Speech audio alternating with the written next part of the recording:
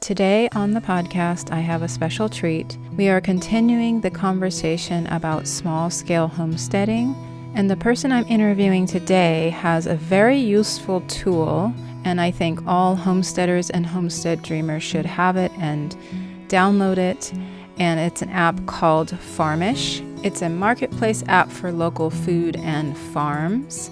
So users can buy and sell backyard chicken eggs, garden supplies, plants, trees, and buyers can search on a map or by keyword and message the seller to complete the sale. So it's really awesome.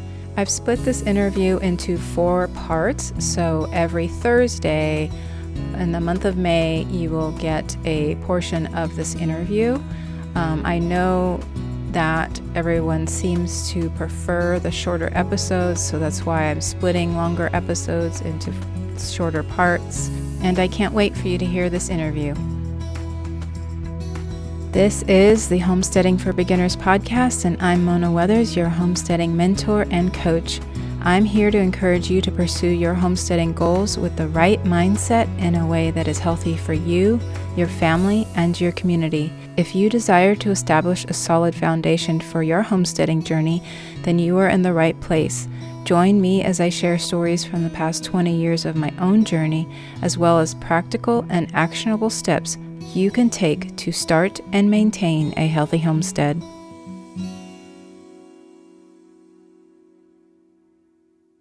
So today we have Terra Osman on the podcast of Farmish, a marketplace app for local food and farms.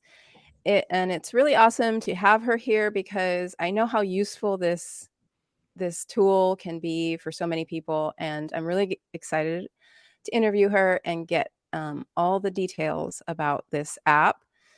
So I want to welcome you, Terra. Thank you. And I'm excited you're here, and I'm sure the listeners are as well, because there's a lot of levels of how this app can help people, and I want to get into that. So, but I'd love to hear more about you and your story. How did you get started, and why did you decide to create the Farmish app? Yeah, thank you. So I was a vegetarian for 17 years since I was a teenager, and then I became a mom. Have been a stay-at-home mom for 9 years, although I feel weird saying that now. This is the first year they're both in school. So, and when they started eating solid food, I realized I had defaulted a lot to processed food and like fake meat type food just to get protein in, and I didn't want to feed that to my kids. I wanted them to have whole foods. And so that was really my journey into start connecting with local farmers. I started eating meat. I wanted to make sure it was the best quality. And so I started looking around and buying more proteins from the farmers market. And then, so I kind of had experience sifting through the noise, trying to Google and look at websites and trying to find who had what available near me. And then the pandemic hit, and it seemed like everyone was trying to make those connections also, whether that was a fear of renewed interest, just kind of realizing that farmers were there. I just saw it pop up all over Facebook, groups starting, Instagram posts. People had started to create content on homesteading and what they had to offer. And it was still kind of challenging to see, okay, well, who is actually near me? What do they actually have? You know, I could find a website that said they had eggs and pork. Well, do you have that all the time? Do you have that this weekend? Like, how could I find those people? And at the same time, I didn't really want to go to like a busy farmer's market with my kids on a Saturday morning and kind of elbow through everybody. Well, I had been a web developer during my time as a stay-at-home mom. I taught myself web development, and I worked contract for some digital marketing agencies. So I had done some branding. And so I knew the challenges that small businesses had to get themselves out there. And just selfishly as a consumer, I thought, okay, well, even if they had the most amazing website and they were running ads, I want to see the whole community that's around me. You know, I just don't necessarily connect with that one producer. I want to see everybody. And as a gardener, as a suburban homesteader, I had followed a lot of moms on Instagram, moms who were getting their first dairy cow and trying meat chickens for the first time and doing all these things for their family, for healthy food and security for their family. Mm-hmm. And they would start saying like, hey, we're going to have 4 extra chickens, or I have all these extra pumpkins if anyone's interested. Mm-hmm. So I saw them trying to solve that problem of how can I make some extra money with what I'm already doing for a family. Mm-hmm. And as a stay-at-home mom, I knew that challenge of wanting to support your family and your actions and what you're doing to provide for them, but also wanting to make some money, you know? Mm-hmm. Yeah. So, Excellent.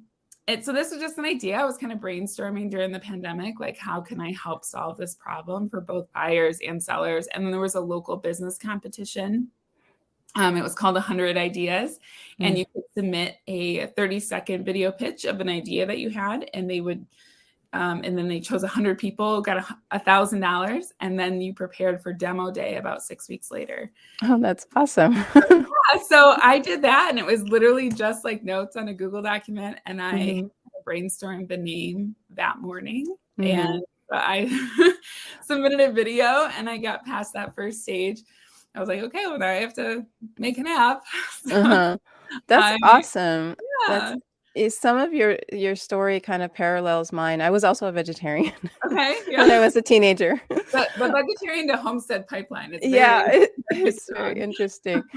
But that's awesome. That is how you got started. And it's so smart because that is exactly the problem I had. So I came from California and I'm in Georgia now. I had a really tight community in California, my homestead there. And here I like no one, or I didn't. I know people now, but that was one of my struggles, is trying to find people locally that actually even liked similar things as me, and so it's so smart that you did that, and that you saw that need and then created something for that need. Yeah. I love that. Yeah, I think I just had a unique perspective of, kind of in that space as a suburban homesteader, like growing and producing food for my family, being a stay-at-home mom, wanting to support them. And so how that's worked out is 85% of our users are women, and which is unique in the egg space for technology. True, yeah. Even now, other apps are starting to pop up, and you look at their marketing and branding, and it's all targeted to men. It's That's talking about like ranchers and like not the heart of the family and why people are interested in this lifestyle and supporting this lifestyle. Right. That I've never even thought about that. That's interesting. Real quick, I wanted to let you know you can download and use Farmish for free on Apple or Android. It's available in the US and Canada. You can also visit the website getfarmish.com. Terra is offering a $10 off for the first month of the market membership for my listeners. So just use code MONA, MONA, and you'll get that $10 off for your first month. Links and details will also be in the show notes. So not only can you find local food, and you talked about this, like providing, having an income source as well, like it's not, it serves two purposes. Like you can find, or multiple purposes, I'm sure, like the community part we talked about, but like you can find food that you don't have, that you're not currently growing. Since not everybody wants chickens or has chickens, and or your chickens might not be laying, and and that was one of the first things I did in this area, was find a local local eggs. And but not only that, you can sell through it. So can you talk us through, like, well, the listeners here know how I feel about multiple income streams. They know that I think that you should have online off homestead income and on homestead income, just for sustainability's sake, not necessarily, I mean, like, what if the internet were to disappear? What would we do? We would very much lean into our local community. I mean, that is just what we do. And having that established before things go wrong is really smart, and, is really a good idea. So how can someone use this, like, to actually build a brand and a homestead income? Yeah. So the first step, if someone wants to sell something, is that they can create a free listing, and users can have up to 3 at a time. And those expire after 14 days. And we just implemented that. Number one, we found that 90% of our users had less than 3 listings. And over 90% of our users were most active within the first 10 days. And so that helps us regulate, making sure there aren't listings that are 2 months old that people aren't responding, and kind of helps us manage all the listings and activity. But you can relist as often as you'd like. So for someone just starting out, like myself, I'm a suburban homesteader. And so we occasionally have excess of produce that maybe I don't want to process, or I'm not interested in saving. Seedlings is a big one. I think I accidentally started like 42 tomato plants. Accidentally. So those kinds of sales that I might not be building a tomato brand initially, but it can connect me with neighbors and people nearby who know what I have available. And then if I am interested in branching into something else, maybe I make soap. Maybe I'll make something with the herbs that I grow and can actually brand it, can call it something and offer it to that same audience. So people can follow profiles and they can follow listings. So that's the free version for people who are selling occasionally, who are just that first step, just starting out. And then we just launched a market membership. And so that's for people who are maybe hosting events and they want to scale that way. People who want to share and create content in the app. So the market membership makes it as easy to customize as a social media profile.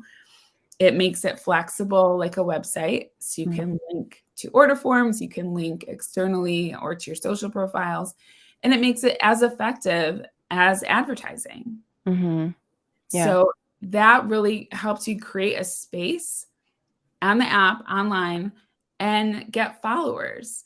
And the real value to that is that those followers will be notified when you post something new. So they'll know what you have available and when. So if you're going to a farmer's market every Saturday, you can create an event every Saturday. And people can follow that event and get a reminder when it's happening. Nice. If you create a listing off of that, they can get a reminder when you update it. So if you're like, oh, actually, we won't have cherry tomatoes this week. Or, hey, we're going to be having, we have 10 pots of rhubarb if someone's interested. So those kinds of things that we can really facilitate community and not just a passive ad or the website, that you can message people in the app, both the free and the member versions. And, when I first started saying this to other people, especially like business, people about the notifications, they're like, oh my gosh, people don't want like 1,000 notifications. But I'm like, you're thinking Facebook, where you can follow 5,000 pages. I'm thinking your town. Like how many are you going to be following, An exact point to your point. I have the Nextdoor app, and that's actually how I did find that one person, but for eggs. But it wasn't like, I don't really particularly like being that open to my neighbors. It's like, what, But I keep my notifications on for my Nextdoor app because I have horses, and I'm always worried they're going to get out. Or my dog is going to run away. So you will have notifications on if it matters to you. And, and people can be emailed too, but I think it's important because you probably won't, no matter how robust your egg community is, you probably won't be following 30 different people. When you think about what you need as a family and who you want to connect with. And for the people you're not following, you can hop on the app anytime. And it's a map. So you literally see, like, I don't want to drive 40 miles for eggs, but I might for a certain kind of elderberry tree that I want to buy. Yeah, exactly. So we really try to make it accessible and easy. And so people can focus on homesteading, that it's another marketing channel for them without having to gamble on advertising. So that's the end of the first part of this interview. The next part 2, will be next Thursday. it'll feel a little bit out of order because on Tuesdays I have solo episode and Thursdays I have the interviews. So there will be a solo episode between now and then, but just remember Tuesdays is solo and Thursdays is the interview. So the next part of this interview will be published on Thursday.